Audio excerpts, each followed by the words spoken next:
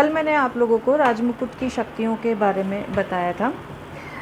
जब ब्रिटेन के संविधान का हम अध्ययन करते हैं तो ये लगता है कि सैद्धांतिक रूप से ये प्रतीत होता है कि ब्रिटेन में समस्त शक्तियाँ, समस्त कार्य जो हैं वो राजा के द्वारा ही प्रयोग में लिए जाती हैं।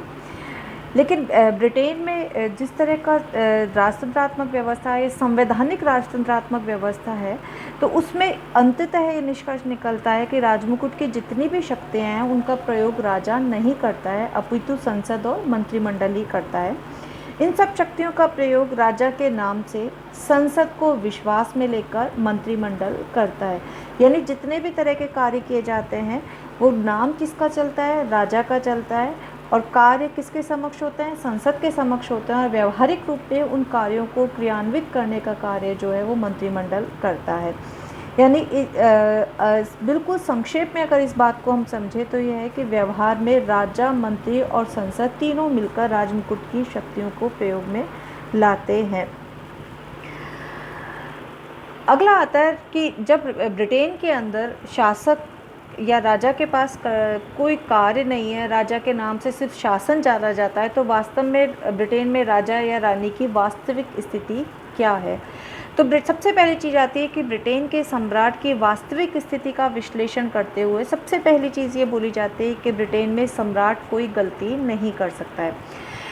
वहाँ पे ये एक उक्ति के रूप में प्रसिद्ध है कि सम्राट कोई गलती नहीं कर सकता। तो इस कथन का प्रयोग कई अर्थों में किया जाता है। सम्राट कोई गलती नहीं करता है, इसका आशय यह है कि सम्राट के द्वारा किए गए किसी कार्य के लिए उसको दोषी नहीं ठहराया जा सकता है। अब ये अगला विश्लेषण ये आता है कि जब सम्राट कोई गलती नहीं कर सकता और उसको उसके द्वारा किए गए किसी कार्य के लिए दोषी भी नहीं ठहराया जा सकता, तो उसमें सबसे पहली चीज़ ये आती है, सम्राट गलती क्यों नहीं कर सकता? क्योंकि राजा को उन्मुक्तियाँ प्राप्त हैं। राजा को उन्मुक्तियाँ प्राप्त होने से आशय क्या है? राजा को उन्मुक्तियाँ किसे कहते हैं? छूट प्राप्त है। राजा को उन्मुक्तियाँ प्राप्त हैं, इसका आशय यह है कि यदि राजा कोई अपराध कर भी देता है तो उस पर किसी भी प्रकार का कोई मुकदमा नहीं चलाया जाता। यानी राजा के द्वारा किए गए गलत कार्यों के लिए या कभी भी अपनी शक्तियों का दुरुपयोग वो किसी भी स्थिति में करता है तो राजा को न्यायालयों के क्षेत्र से उन्मुक्त रखा गया। राजा को न्यायालयों के क्षेत्र से उन्मुक्त रखने से आशय क्या है कि राजा को किसी भी तरह के न्यायालय में उपस्थित होने के लिए बाध्य नहीं किया जा सकता, उसे कानून से ऊपर माना जाता है। दूसरी चीज़ आती है कि व्यवहार में राजा कोई कार्य नहीं करता है। यानी राजा के द्वारा अगर कोई गलती नहीं की जाती है तो इसका आशय क्या है कि जैसा कि मैंने आप लोगों को बताया कि ब्रिटेन में कैसा शासन है? सैद्धांतिक राजतंत्र है या संवैधानिक राजतंत्र है। संवैधानिक राजतंत्र से आशय क्या है कि राजा के नाम से शासन चलता है लेकिन व्यवहारिक रूप में राजा कोई कार्य नहीं करता। अब ये स्पष्ट है कि जब राजा कोई कार्य ही नहीं करता है तो उससे गलती होने की भी कोई संभावनाएं नहीं है। यानी गलती भी उससे होती है जो कि कार्य करता है। अब राजा कोई कार्य नहीं करता, इस कारण से उससे किसी भी तरह की कोई गलती नहीं होती है। अगली चीज़ आती है कि राजा के प्रत्येक कार्य के लिए अन्य व्यक्ति उत्तरदायी रहते हैं। यानी राजा के नाम से शासन चलता है लेकिन राजा के द्वारा किए गए समस्त कार्य किसके द्वारा किए जाते हैं? मंत्रिमंडल या मंत्रिपरिषद के सदस्यों के द्वारा किए जाते हैं। यानी अपने द्वारा या अपने नाम से किए गए प्रत्येक कार्य के लिए राजा प्रत्यक्ष रूप से उत्तरदायी नहीं है, उसके प्रत्येक कार्य के लिए मंत्रिमंडल के सदस्य उत्तरदायी हैं। अगला आता है, राजा दूसरों को भी गलत काम करने के लिए अधिकृत नहीं कर सकता है। यानी राजा क्योंकि अपने अधिकारी और किसी को भी इस गलत कार्य करने के लिए आदेश नहीं दे सकता है। और अगली चीज़ आती है कि ब्रिटेन में राजा के कार्य को सदैव सही माना जाता है। यानी ब्रिटेन के अंदर सम्राट के पद को इतना अधिक सम्मान और प्रतिष्ठा का पद माना जाता है कि राजा किसी भी तरह का कोई कार्य करे तो उसके द्वारा किए गए कार्य को सदैव सही माना जाता है कि यहाँ मानकर चला जाता है कि राजा कोई गलत कार्य नहीं करता है। यानी पहला तो बिंदु क्या हुआ कि सम्राट कोई गलती नहीं कर सकता, उसके मैंने आप लोग को बताया कि सम्राट गलती क्यों नहीं कर सकता है। अगला आता है सम्राट स्वर्णिम शून्य। स्वर्णिम शून्य से आशय क्या है कि राजा की प्रतिष्ठा तो जो है वो ब्रिटेन के अंदर बहुत अधिक है लेकिन राजा के पास करने के लिए कोई कार्य नहीं है। क्योंकि राजा देश की वैधानिक व्यवस्था में सक्रिय रूप से भाग नहीं लेता है। राजा कभी भी संसद के बैठकों में नहीं जाता है, कब राजा किसी भी तरह के कोई राजनीतिक जो कार्यक्रम होते हैं उनमें सम्मिलित नहीं होता है। वह सिर्फ राज्य का नाम मात्र का प्रधान है और राज्य का प्रतीक है। समस्त कार्य कौन करता है? मंत्रिमंडल करता है। अगला आता है सम्राट राज करता है, शासन नहीं। यानी इसका आशय है कि सम्राट सार्वजनिक कार्यों के किसी प्रत्यक्ष और क्रियात्मक नियंत्रण का उपयोग नहीं करता है। प्रशासन संबंधी समस्त कार्य मंत्रिमंडल करता है क्योंकि वह संसद के प्रति उत्तरदायी है। यानी ब्रिटेन के अंदर कार्य कौन कर रहा है? मंत्रिमंडल कर रहा है। किसके नाम पे सारा कार्य किया जा रहा है? राजा के नाम पे किया जा रहा है। और मंत्रिमंडल अपने द्वारा किए गए कार्यों के लिए किसके प्रति उत्तरदायी होता है? संसद के प्रति। यानी नाम राजा का चलता है, काम मंत्रिमंडल करता है और उसका उत्तरदायित्व किसके प्रति है? संसद के प्रति होता है। ब्रिटेन में सम्राट के जब वास्तविक स्थिति का विश्लेषण करते हैं तो सम्राट के कुछ विशेषाधिकार भी वहाँ पर हैं। यद्यपि वहाँ की राजनीतिक परिस्थितियाँ इस तरह की हैं कि सम्राट को बहुत अधिक अवसर ऐसे नहीं मिलते हैं कि वो अपने इन विशेषाधिकारों का प्रयोग कर सके। तो सम्राट का सबसे पहला विशेषाधिकार कौन सा आता है? प्रधानमंत्री व मंत्रिमंडल के चयन का विशेषाधिकार। कल के वीडियो में भी मैंने आप लोग को इस बारे में बताया था कि ब्रिटेन में प्रधानमंत्री को उसके पद पर नियुक्त करने का जो अधिकार है वो किसके पास है? सम्राट के पास है। अब सम्राट किसको प्रधानमंत्री पद पर नियुक्त करता है? जिस भी राजनीतिक दल को संसद में बहुमत प्राप्त होता है उसके बहुमत दल के नेता को वो सम्राट प्रधानमंत्री के पद पर नियुक्त करता है। अब ब्रिटेन में बहुत कम स्थितियाँ, कभी कभी ऐसी स्थिति पैदा होती होगी कि किसी राजनीतिक दल को बहुमत प्राप्त नहीं हो, तो ऐसी स्थिति के अंदर राजा अपने विवेकाधिकार का प्रयोग करते हुए किसे प्रधानमंत्री पद पर नियुक्त करेगा ये वो निर्णय ले सकता है। यानी जब किस स्थिति में निर्णय ले सकता है? जबकि किसी भी राजनीतिक दल को बहुमत प्राप्त नहीं होता है। लेकिन सामान्यतः ब्रिटेन के अंदर द्विदलीय व्यवस्था होने के कारण राजा को अपने इस विशेषाधिकार के प्रयोग का अवसर बहुत कम मिलता है। अगला आता है लोक सदन के विघटन का अधिकार। लोक सदन क्या है? ब्रिटेन की संसद का निम्न सदन है जिसको कॉमन सभा भी कहते हैं, हाउस ऑफ कॉमन्स कहते हैं और लोक सदन भी कहते हैं। लोक सदन के विघटन से आशय क्या है कि यदि प्रधानमंत्री राजा से लोक सदन को भंग करने की प्रार्थना करे तो राजा प्रधानमंत्री की प्रार्थना पर कम से कम एक बार तो लोक सदन को भंग कर ही देता है।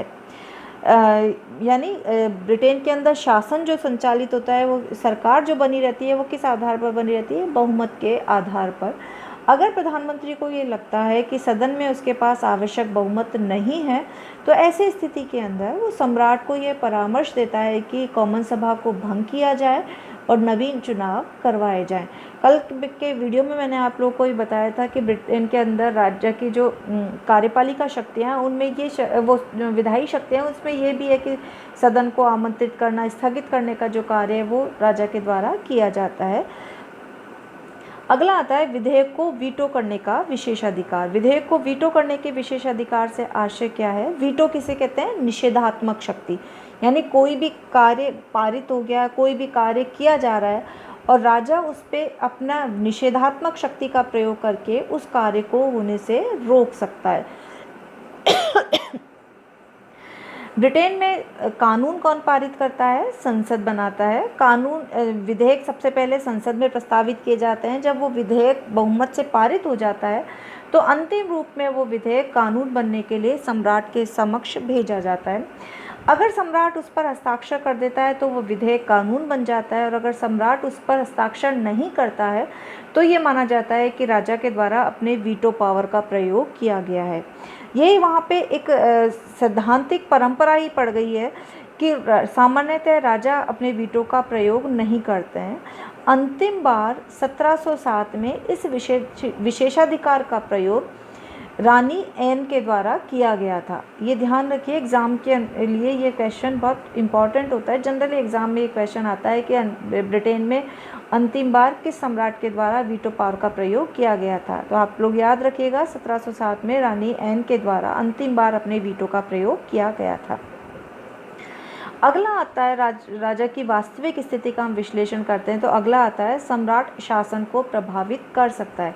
सम्राट शासन को किस तरह से प्रभावित करता है?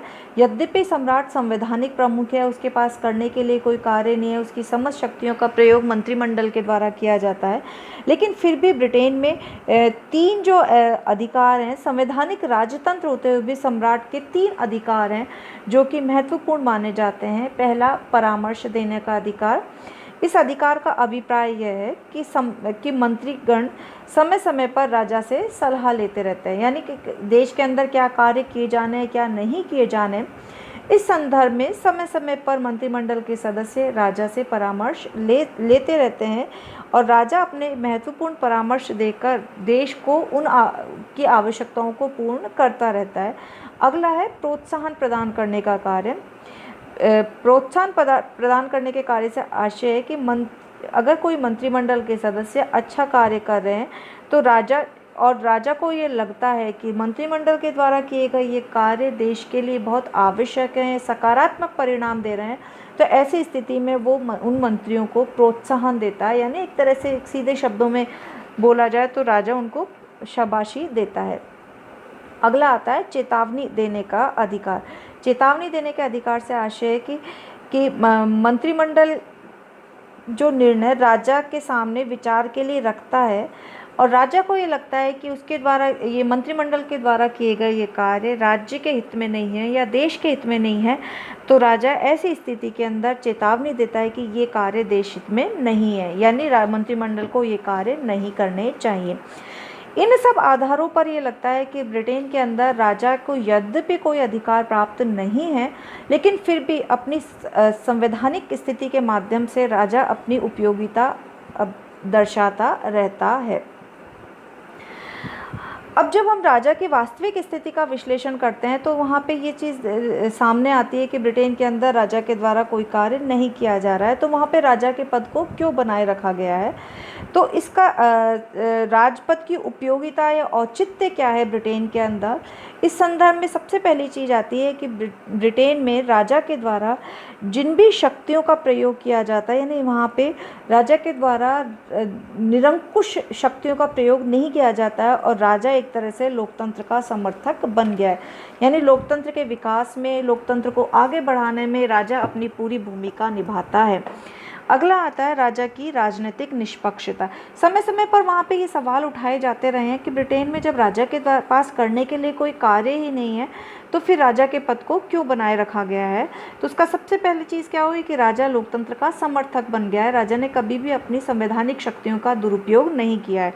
अगला आता है राजा की राजनीतिक निष्पक्षता, यानी ब्रिटेन में राजा कभी भी किसी एक दल का समर्थक नहीं होता है, उसका जो राजनीतिक व्यवहार होता है वो पूर्णतः निष्पक्ष होता है, किसी भी दल का ना तो वो समर्थक बनता है ना ही वो विरोधी बनता है, और इस आधार पर उसकी उपयोगिता नज़र आती है। अगला आता है अंग्रेज जाति राजतंत्र के पक्ष में है, यानी मैंने पहले भी आप लोग को अपने पहले वीडियो में बताया था कि ब्रिटेन के जो लोग हैं वो बहुत अधिक रूढ़िवादी हैं और अपने परंपराओं में वो बहुत अधिक विश्वास करते हैं, और वो ब्रिटिश लोग कभी भी ये नहीं चाहते कि राजा के पद को समाप्त किया जाए। अगला है निष्पक्ष तथा निर्दलीय निर्णायक।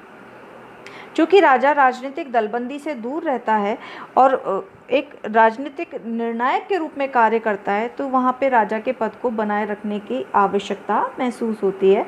अगला है मंत्रिपरिषद का स्थायी परामर्शदाता। अभी जैसे मैंने आप लोग को बताया कि समय समय पर ब्रिटेन के मंत्रिमंडल के जो सदस्य हैं वो राजा से अपने द्वारा किए गए कार्यों के लिए परामर्श लेते रहते हैं। तो प्रधानमंत्री बदलते रहते हैं, व्यवस्थाएं बदलती रहती हैं, लेकिन राजा का जो पद है चूँकि स्थायी होता है और उसको प्रत्येक राजनीतिक कार्यों का व्यापक अनुभव होता है, तो आवश्यकता के अनुसार वो मंत्रिमंडल के परामर्शदाता की भूमिका भी अदा करता है। अगला आता है संसदीय प्रणाली में राजा एक आवश्यकता है। पहले भी मैंने आप लोग को बताया था कि जिन देशों के अंदर संसदात्मक शासन व्यवस्था होती है तो वहाँ पे एक नाममात्र के प्रधान की आवश्यकता होती ही है, तो वहाँ पे राजा जो है वो उस नाममात्र के प्रधान की भूमिका बड़े अच्छे ढंग से निभा रहा है, कि नहीं राजा के द्वारा अपनी शक्तियों का दुरुपयोग बिल्कुल भी नहीं किया जाता है।